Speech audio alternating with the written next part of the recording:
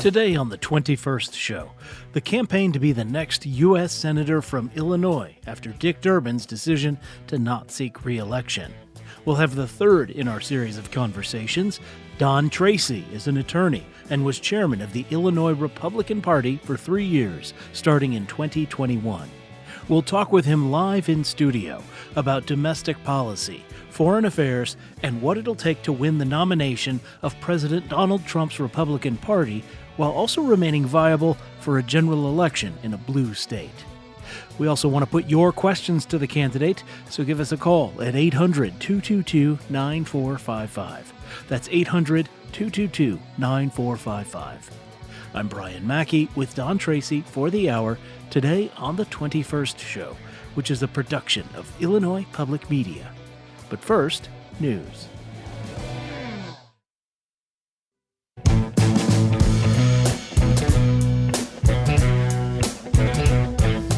From Illinois Public Media, this is the 21st show. I'm Brian Mackey.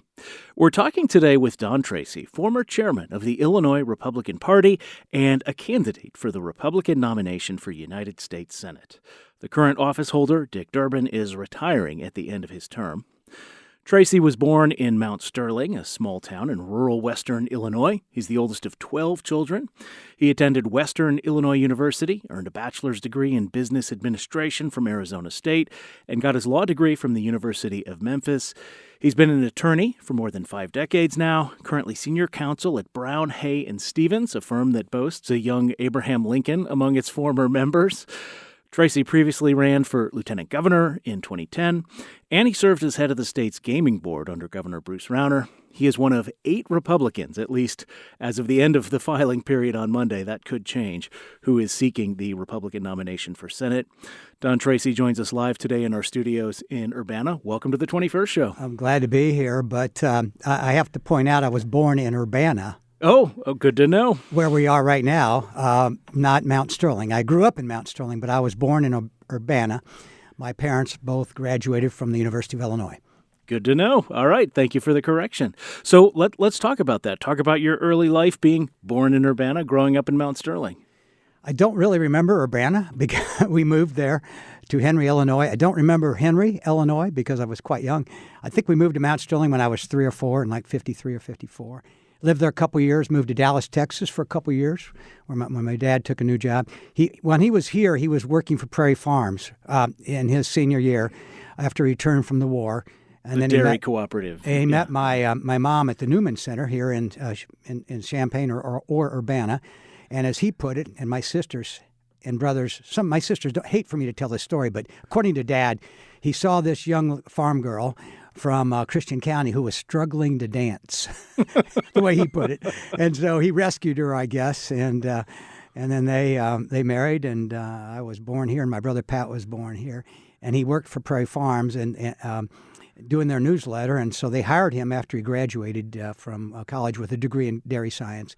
And then Prairie Farms moved him to Henry and then to Mount Sterling, and then he worked in Dallas, Texas, where we lived. I think there were 7 or 8 kids in Dallas at the time.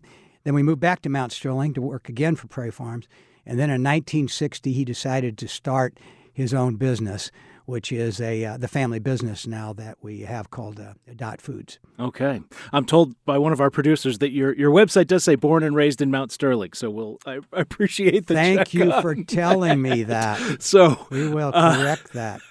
And we can take it up take it up later. But so you, I understand you've had some experience working in a warehouse when you were young. You were a truck driver during college. What did you take from those experiences? Well, my dad started the business in 1960 when I was 10 years old. So I like to say I was employee 1 in the warehouse.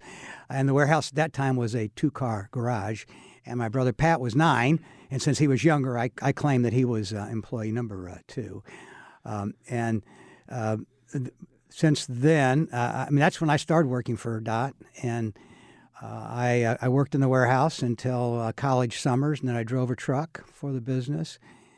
This is Dot Foods, big food distributor. People will have certainly seen their trucks on the highway in Illinois. It's big now, but it was a very small very basic, thinly capitalized business for decades, really. So then in law school, after I graduated from Arizona State, I came back and I was the only salesman. And I like to tell people it's taken a lot of salesmen to replace me. Of course, the company's a lot bigger than it was then. And I worked my way through law school as a salesman for DOT. And then I started practicing law. And my dad hired me as the company lawyer as soon as I graduated, actually a little bit before. And I've been working as a lawyer for the company ever since. And I'm still doing some work, though I'm semi-retired at this point, and concentrating on this run for the U.S. Senate full time. Well, let's talk about that then. Why do you want to be a United States Senator? Well, I have a passion for public service. I've been involved in public service for a long time, starting out with, I guess, when I was named president of the Oak Ridge Cemetery in Springfield by Mayor Langfelder at the time, Ozzie Langfelder. And that is the second most visited cemetery in the country after Arlington. A lot of people don't know that. And that's because that's where Lincoln's tomb is located. And so I've done a lot of other things like that. Ran for state senate in 2002 as a Democrat. Found out the hard way I'm not a Democrat. I'm a Republican. And then I ran for lieutenant governor in 2010. Then I formed an independent committee to run ads for my sister-in-law, Senator Jill Tracy, who was running with Kirk Dillard as lieutenant governor, Kirk Dillard being the governor candidate for governor and lieutenant governor. When they lost the primary, I then changed that committee to raise money and run radio ads for Governor Rauner and his lieutenant governor, Evelyn Sanguietti. After Tim Schneider resigned as chair of the Illinois Republican Party in 21, or I guess in 20, people suggested I run for that. And so I was elected, and I was chairman for about 3.5 years, which I'm told is the average tenure of a state chairman for the Republican Party is about 1.5 years. So I doubled that. But Tim was in there 7 years. But in between, I've helped a lot of candidates throughout Illinois. So I've been active politically. As a community leader, I was president of the Sangamon County Bar Association, president of the Abraham Lincoln Association, president of the Dana Thomas House Association, chairman of the Secretary of State Corporate Advisory Committee, and many other things like that. I just can't remember off the top of my head. So you mentioned that you ran as a Democrat, and I think you said you learned the hard way that you're not a Democrat. I'm curious, say more about that. I'm a conservative, and at that time, and certainly before that time, there were a lot of downstate conservative Democrats. They were called Blue Dog Democrats. But in 2002, that was starting to change. And as a conservative, I found that Republicans who were conservatives would not vote for me because I was a Democrat, and Democrats wouldn't vote for me because I was a conservative. And so so I had the choice. I could either change my values and my principles, or I could change my party. So I chose to change my party. Do you think that is a long-term good thing or a bad thing? That this is what political scientists call party polarization, right? You don't really have conservative Democrats or liberal Republicans the way you did some years ago. I think that trend is a bad thing. I think, and it was in Illinois made particularly bad by the Cutback Amendment.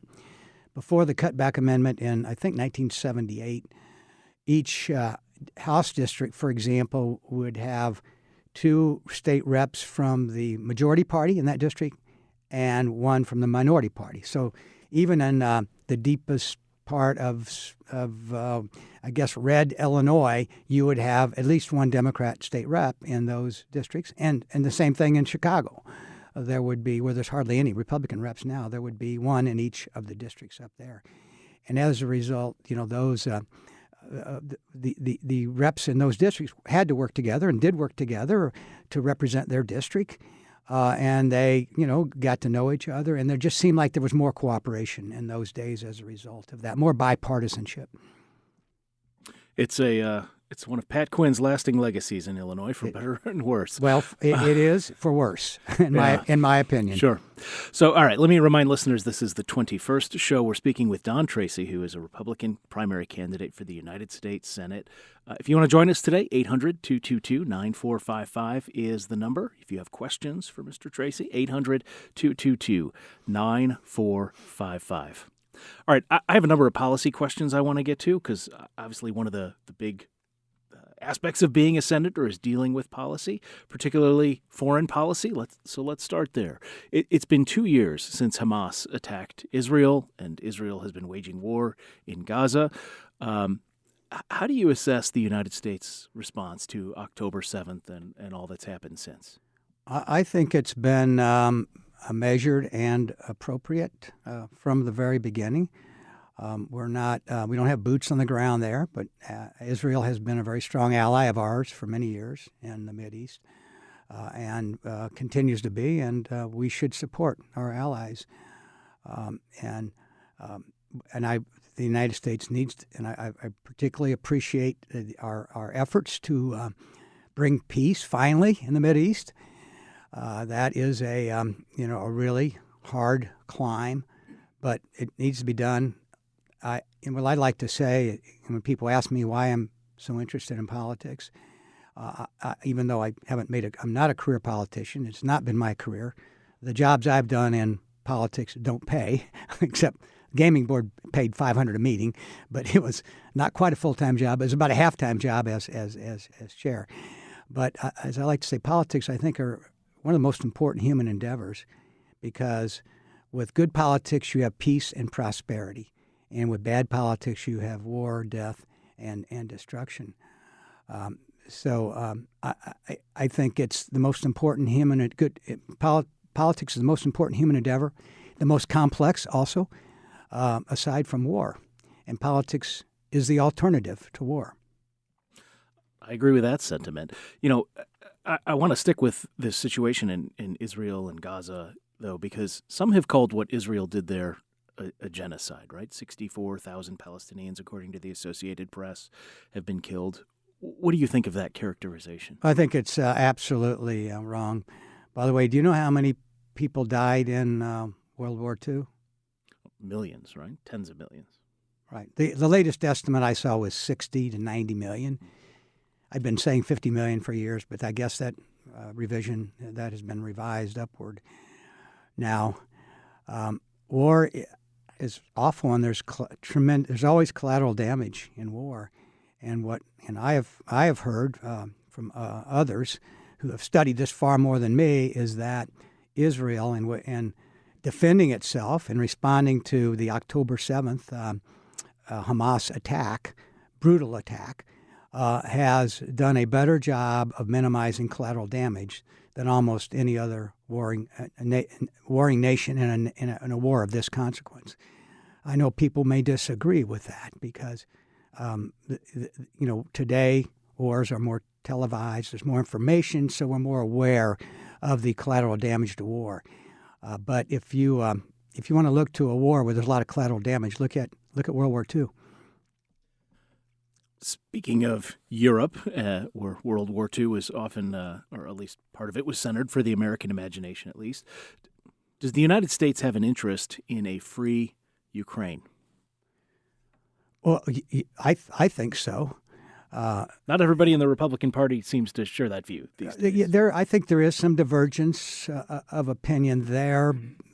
Probably not as black and white as your question suggests. But I personally believe we cannot allow Putin to win that war. I certainly hope we don't have to have boots on the ground there, and we should do everything possible to avoid that. But we cannot let, in my opinion, Putin win that war. If he does and takes over Ukraine, then an aggressive nation. Obviously, Russia is very aggressive. They invaded Crimea under President Obama, and then they invaded the Ukraine under President Biden. So they've proven they're an aggressive nation, kind of like Germany was in the 1930s. And if we allow them to take over, if they're successful at taking over Ukraine, then they are on NATO borders, and then we will have an absolute duty to go to war with Russia if they cross that border.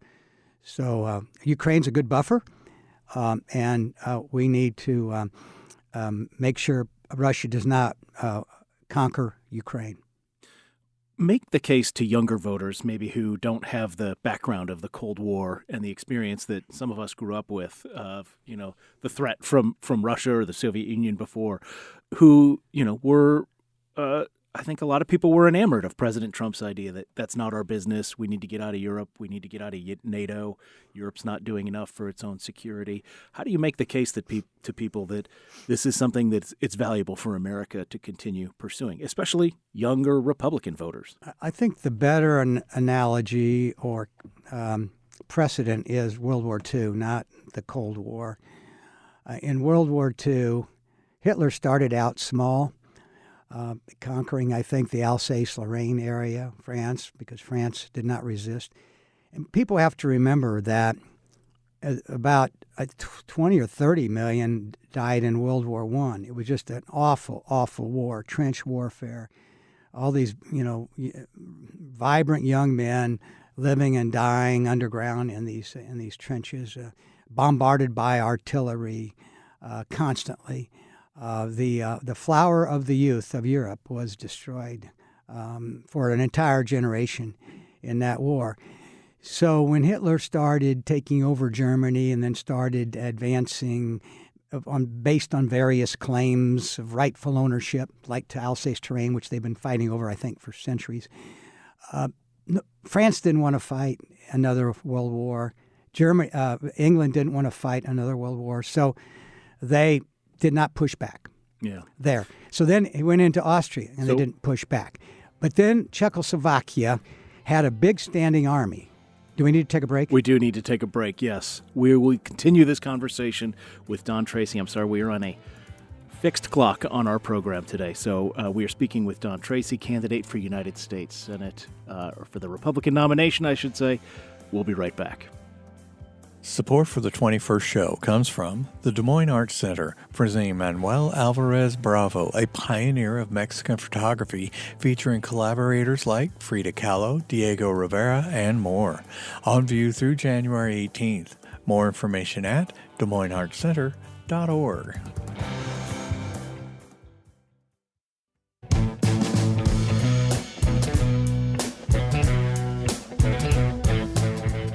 It's the 21st show. I'm Brian Mackey, and we are speaking for the hour today with Don Tracy, who is a candidate for the Republican nomination for United States Senate in Illinois. As you know, the current office holder, Dick Durbin, is retiring at the end of his present term.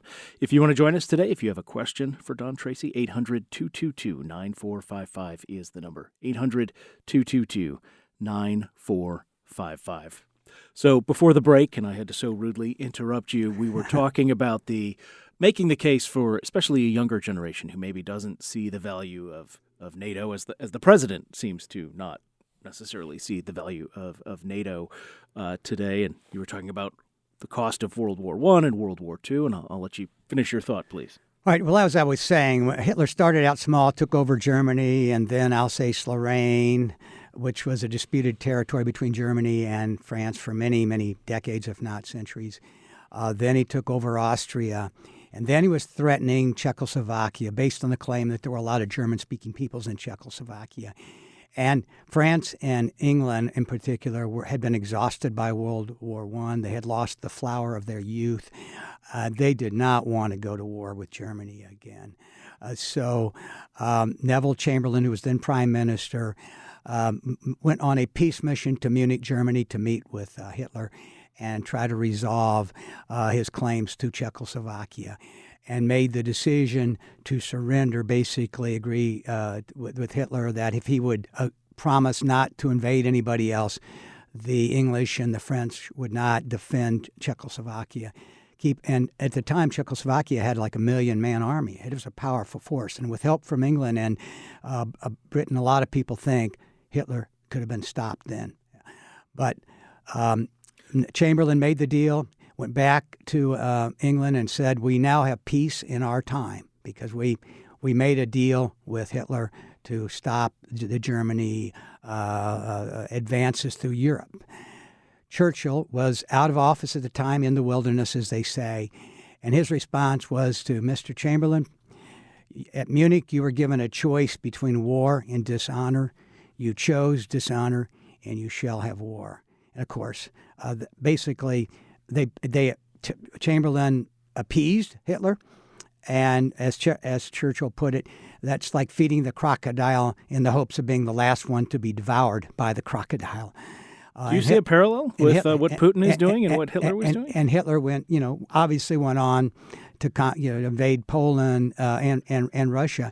Well, that is a concern, because he took over Crimea. He wants to take over Ukraine. So what guarantees would we have that he would stop there? So that worries me. Yeah. Back in February, sticking with this idea of foreign policy, special government employee Elon Musk, quote, spent the weekend feeding USAID into the wood chipper. Was that a good move for America? Well, based on the reports that I heard, there were a lot of grants going to USAID that did not seem to serve the national interest. So, and I obviously didn't do an audit of all the grants. Sure. I'm not one to say we should never do any foreign aid, but I do believe, as I think Secretary Rubio said, that foreign aid needs to be clearly in the interest of the United States and not to support a particular ideology or spread a particular ideology throughout the world. We had a question from a listener. This is Jesse in Mattoon. Wanted to ask if you, I'm just going to read from it here, quote, support targeting non-combatant vessels on international waters using deadly military force. Depends on the intelligence and the basis for that. I think in the 1800s there were the Barbary pirates out there, and we were targeting them. The U.S. Navy was, because they were raiding commerce. Here, the allegation, or what the Trump administration is saying, as I understand it, that these Venezuelan boats, gunboats, whatever they are actually part of the delivery system for the fentanyl coming into our country that is killing tens of thousands of Americans. So I assume if that's true, I assume that the administration has a lot more intelligence than I have about it. Then that would be the justification for it. It's been my understanding that most of the fentanyl comes across the border from Mexico or in shipping containers from China. But even so, do you think has the administration been forthcoming enough about the evidence for Congress, where you're running to be a senator, to properly do oversight of those activities? Well, I would hope that if I am successful in this race and I become a U.S. senator, that there will be some confidential briefings that I would get on that, and I would have a heck of a lot more knowledge about that than I do now. I just don't know, and I trust the administration. If you don't trust the administration, of course you want more information. Yeah. Okay. One of the other constitutional roles of a United States senator is to advise and confirm the president's nominations for cabinet secretaries and many other positions, judges. What do you think of President Trump's cabinet selections so far? I wasn't a fan of the Matt Gaetz nomination. The one who didn't make it through right. for Attorney General. I'm particularly pleased with Scott Bessent, Howard Lutnick, Brooke Collins, Marco Rubio. I think the jury's still out on Secretary of War Hegstead, but I generally like what he's doing. In what way? Say more about that. I'm focusing on the military as being a lethal fighting force, as being capable of defending the country and waging war. War is a terrible, dirty business, but you need people that are trained to do that, trained to kill people, basically. And it just seemed to me that under Biden there were distractions in the military based on social issues that This is Black History Month, that sort of thing. That took away from the mission. I don't know all the distractions, but Hegsta seems laser focused on training soldiers to kill, and it's a harsh thing to say, but that is the job of a soldier. What about Health and Human Services Secretary RFK Jr., who was not a Republican until it seems that he joined the administration? My son is probably shouldn't bring my family in this, but he's a independent, and he's been selling RFK to me for some time now. He homeschools his children, and I was surprised, but at that. But I like a lot of people, lost a lot of faith in the medical community during the COVID crisis, I think, and a lot of political leaders. I think they delegated way too much power to the medical community. And I think there were representations made by the national medical community that certain things about medicine were settled when they really weren't, and they quashed dissenting opinions. As a lawyer, I believe in majority and dissenting opinions, and I don't think I don't think dissenting opinions should be quashed. So I think the medical community, based on the COVID experience, which involved masking small children and letting schools stay out for way too long, which I think has set back a lot of children for a year or more, maybe some permanently. I think the medical establishment needed to be sort of shook up a little bit, maybe disrupted a little bit, not of course destroyed or anything like that. We have one of the best medical systems in the world, but I think every now and then systems need to be examined in detail and perhaps changed. And so I see RFK as an agent of change. And now, will he be? Should he change everything? Of course not. What about childhood vaccinations? Will he make some mistakes? Possibly. Well, if he were to say no more ever childhood vaccinations, I think that would be a big mistake. But if he's going to challenge certain vaccines on a case-by-case basis and do some maybe more studies on them, I think that's good. I think we've probably accepted some things over time that maybe shouldn't have been accepted. It does seem strange that we have so much autism now and so much mental illness now that we didn't have when I grew up in the 50s and 60s, or at least if maybe we had it and we just didn't know about it. Well, that's the thing, right? Are we open to the idea that maybe it's just much more diagnosed now? I am, but I think that ought to be part of the study and the inquiry. Comedian recently said. I believe in challenges. I think things, even long-standing policy should be challenged. But I don't believe in just throwing everything out, the baby with the bathwater. Yeah. I also want to ask about. Oh boy, time is ticking away here. The Justice Department. You've certainly seen the price of corruption here in Illinois over the years. The Justice Department, by all reports, is sort of pivoting away from investigating political corruption. The FBI has disbanded an elite unit tasked with investigating members of Congress and federal agencies.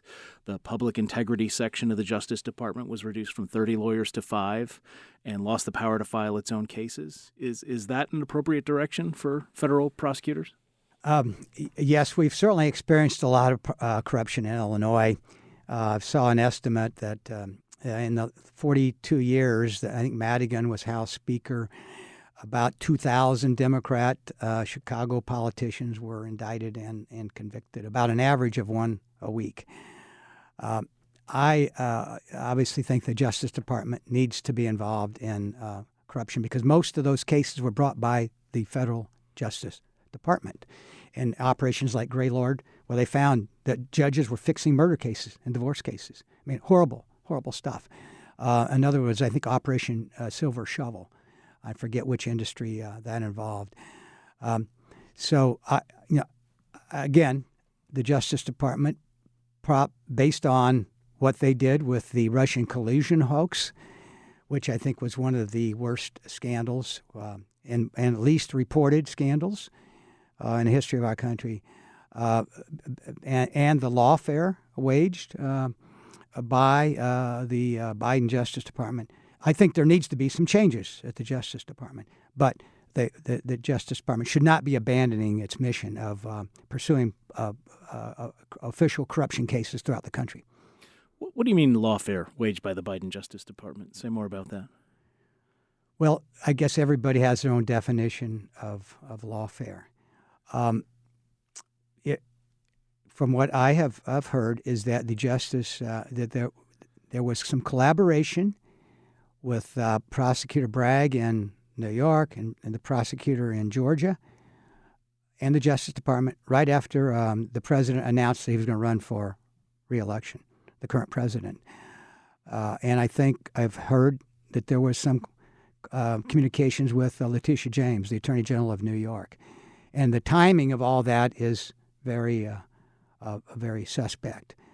And so the idea would be, I'm sorry, I'm not aware of this particular story, that the Justice Department was coordinating with or sort of trying to influence a local prosecutor, or some people there. And in fact, I've heard that one of the top officials in the Biden Justice Department left at that time to work for either Letitia James or Alvin Bragg. I forget which one. And I don't like lawfare on either side. I say, is it equally a problem that the president is sending Truth Social messages on his to the Attorney General that we got to indict James Comey now? I'm paraphrasing. Well, if the Comey indictment is lawfare, then I don't like it. I would be opposed to that. I don't know what the evidence is. I hope it needs to be strong evidence for that sort of thing. Because I don't like. And a jury will decide that. But I'm asking about the president sending the message to the Attorney General. Well, the president. Presidents have a right to free speech, just like anybody else. I would hope that the Justice Department acts, however, not on things like tweets or posts, social media posts, but instead acts on the evidence. I do think that Comey was irresponsible in his intervention in the 2016 campaign with the Hillary Clinton emails. I think he was irresponsible in relative to the Russian collusion hoax and other aspects too. But does that rise to the level of a crime? That I don't know. But I don't like lawfare on either side of the aisle. I don't like impeachments, political impeachments. Basically, a legal, more or less legal / political proceeding that is, masquerading for pure politics. I didn't like the Clinton impeachment, and I didn't like the Trump impeachments. I think impeachments should be reserved for truly high crimes and misdemeanors. I want to play a listener voicemail now. This is about an aspect of Senate governance. We don't have too much time here, so maybe we'll start an answer and then come back to it after the break, about 2 minutes until our break. But let's listen to this. This is Sam from Springfield. My question for Mr. Tracy is this. The Republicans have a majority of the U.S. Senate. They could easily, by a majority vote, repeal the filibuster rule and end the government shutdown. Now, if you were in the Senate now, would you vote to repeal the filibuster? And when you're elected to the Senate, if the filibuster rule is still in existence, would you vote to repeal the rule? That sounds like Sam Canman, a friend of mine, a strong Democrat, but nevertheless a friend of mine. I believe the filibuster is very important for long-term stable government. I would oppose using the filibuster or using the nuclear option to destroy the filibuster. To end the filibuster. And if I have time, go ahead. But I think the Democrats are abusing the filibuster, certainly in this situation. I don't know that a filibuster has ever been used to shut down the government in lieu of passing a clean resolution. And I hope most people understand that a majority of the House and a majority of the U.S. Senate do not want the government shut down, and a majority of U.S. senators would vote to pass the clean resolution, which is needed to open the government, to keep the government funding at current Biden budget levels. But it's the Democrat filibuster that has shut down the government. So, but no, as a U.S. senator, I would vote to keep the filibuster. I think it's really important. Otherwise, we have a yo-yo government. Every time, the power changes in Washington. Yeah. All right. We're going to have to take a break there.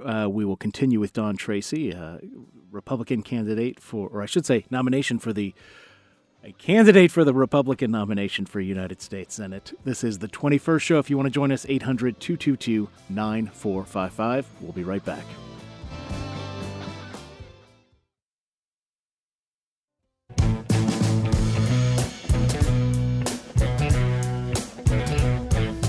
It's the 21st show. I'm Brian Mackey. We are speaking today with Don Tracy, who is running for United States Senate, seeking the Republican nomination to be in the election to pick a successor for United States Senator Dick Durbin, who is ending his long career when his term expires in early 2027. If you want to join us today, the number is 800-222-9455. That's 800-222-9455. And let's go now to the phones. We have John calling from Springfield. John, thank you for calling in.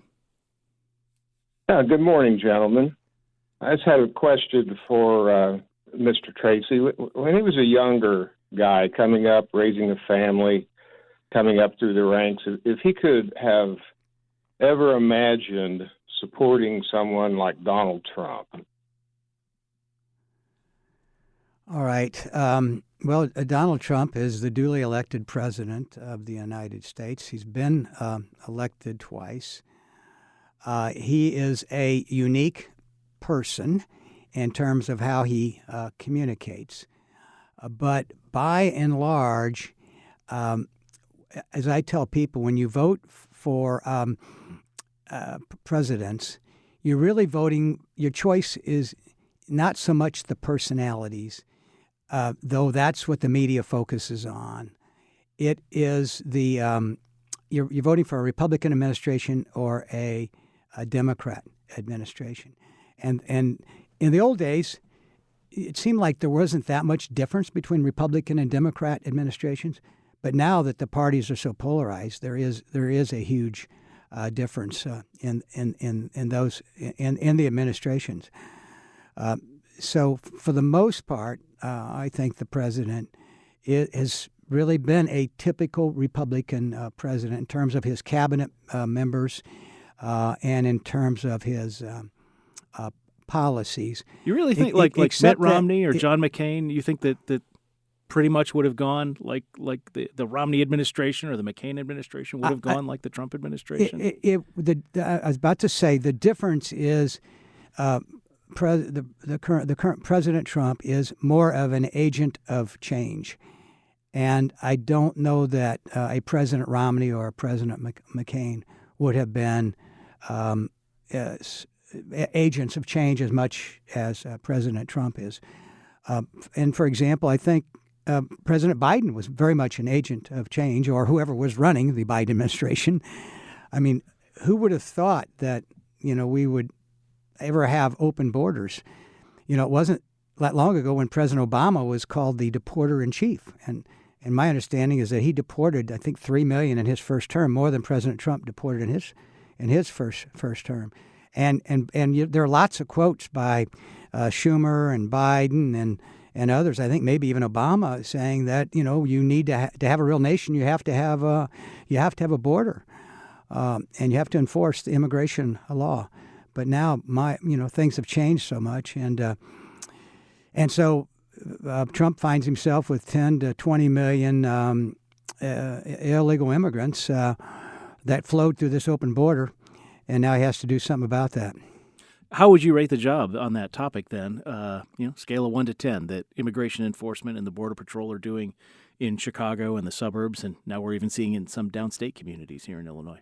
I think it depends on where you are. I as you noted, I went to law school in Memphis, and I was a salesman for our family business before that in the Memphis area. Not a resident, but passing through there, spending a lot of time there. And then I practiced law there after law school for 4 years in Memphis. And Memphis has cooperated with federal immigration law enforcement, and they've, as a result, arrested a lot of gang members and a lot of criminals. They have also taken a lot of firearms off the street. They have made Memphis a safer place. And they've also found over 80 missing children. People forget that a lot of the people who came across the border during the Biden open borders policy are missing. Thousands and thousands of them are still missing. And so they have found a lot of those in Memphis. So that has been a lot smoother operation. But in Chicago, we have a governor and we have a mayor that not only are they not cooperating with federal law enforcement, but they seem to be actually inciting resistance to arrest and even assaults on federal law enforcement officers. And that's created a lot of chaos. You can't expect law enforcement to just have people throw rocks and bottles at them and block them in and slash their tires and do nothing. And so they've had to respond with tear gas and things like that. And so then you get chaos from that. But it's not just the governor and the mayor who are opposed to what immigration enforcement is doing here. It's a lot of people. It's a lot of voters, people you would need the votes of, presumably, to become the next United States senator in Illinois, who don't like to see the agents wearing masks and, no name tags, not identifying themselves and taking the, tamale vendor off the street, that sort of thing. Criminals is one thing. Tamale vendors, contractors, people gardening, things like that, maybe is another. Well, I don't think there's a majority of Illinoisans would say we should have open borders and we should not enforce immigration law. I grant that. I think, what about would the majority of Illinoisans support people in these camouflage get-ups with masks and not identifying themselves, taking people off the street? Probably not the way the media has painted it, but if they understand that if they would compare the Memphis enforcement action, where there is cooperation with local law enforcement, to the Chicago situation, I think you'd find out the problem is not with the federal law enforcement tactics. The problem is with the resistance in Chicago, led by Governor Pritzker and Mayor Johnson. A lot of people, but I do believe a majority of Americans or Illinoisans probably think that there should be something in the form, some immigration reform, and I would be there, and it would have to be bipartisan. And one thing that has been suggested that I would certainly want to study and possibly open to, and that is a legal path, not to citizenship, not to voting, but a legal path to legal residency, for workers in particular, for people that have been here a long time, 10 years or something like that. They've been law-abiding, paid their taxes, willing to pay some form of restitution for breaking the law and entering the country. That seems to be a point of difference with the Trump administration, which is just looking to get as many people out as they can. Well, maybe it now, because right now they're focused on enforcement because they're dealing with the 10 to 20 million brought in under the open borders and resistance, outright resistance against the federal government in the big blue cities. So, I would suspect that once that phase is over and they get the worst of the worst out of here, make these cities safer, as they're making Memphis safer, that I would hope they would turn to addressing that issue and looking for some kind of bipartisan solution to the vast majority of illegal immigrants that have been law-abiding citizens. I can't believe we only have about 7 minutes left on the show today. We need to do like one of those 3-hour podcasts that I keep hearing about. I want to ask you about a couple of other issues, one of which is January 6th, 2021. What did you think of what happened that day, and what do you think of all the blanket pardons that happened for the people who stormed the Capitol? Well, it was a horrible event. It was, in my opinion, it was a riot by a bunch of knuckleheads, and I think the president had authorized the National Guard to be out there. They should have had better enforcement. The Capitol Police were not ready for it. Seems like they should have had better security under the circumstances at that time. It was not the president's finest hour, I will say. I think he should have acted sooner to at least. He told, and it's been misreported, but and it's been called an insurrection. It was not an insurrection. It was a bunch of knuckleheads. Some people, taking selfies, being inside the Capitol and all that. And some people spraying bear spray at police officers. There were some agitators. There were some bad apples in there. The vast majority were not bad apples, and I don't think should have been prosecuted. Some of them should have been. Those who committed violence against Capitol Police should have been prosecuted. I think that was appropriate. But I think the prosecution was overzealous, and I wish they'd gone after the mob. I wish the Biden administration had gone after all the criminals that they let in this country through the open border policy, the way they went after mostly the law-abiding citizens, people that never had a criminal record, the way they did. But what's misreported often is that President Trump in his speech, he's been accused of inciting that riot, but he said march to the Capitol and peacefully protest is what he said. And you've got to fight for your country if you want it. Well, but he emphasized peaceful protest and fighting. I mean, everybody, Democrat politicians, we all say fight, fight. That means fight. Ballot wise, by protesting. I mean, that's what they're saying about ICE. Got to fight ICE, and I don't think that is inciting assaults. But some of the other things like Pritzker calling federal law enforcement thugs and Nazis and Gestapo, I do think that is inciting resisting arrest and maybe even assaulting officers. So January 6th was a terrible day in our country. Not the president's finest hour, certainly not. Was it wrong for him not to accept the election results? Who do you think won the 2020 election? Well, Biden was the elected, the duly elected president. But fairly elected. Well, yeah, no? he was duly elected by the rules of the time. But I do not agree it was the most secure election ever. We went from having, basically a handful of mail-in votes, a few thousands, to millions of mail-in votes overnight because of a pandemic. Because of the pandemic, without proper safeguards. And the Democrats took advantage of that throughout the country in important areas like Michigan by waiving the only election integrity guideline or guardrail you have for mail-in balloting, which is signature verification, by waiving signature verification. So, and then there was, I think, $450 million of what they call Zuckerbucks invested into what some people think was letting Democrat operatives into election offices and running their get-out-the-vote operation from there. There was the Hunter Biden black laptop, I guess collusion by 51, allegedly, security experts. There was just a lot of things about that election that people have written books on, like Molly Hemingway. But, nevertheless, the default rule is if you can't prove election fraud sufficient to set aside an election within 2 weeks, it's done. It's over with. So Biden was legally elected and has served out his term.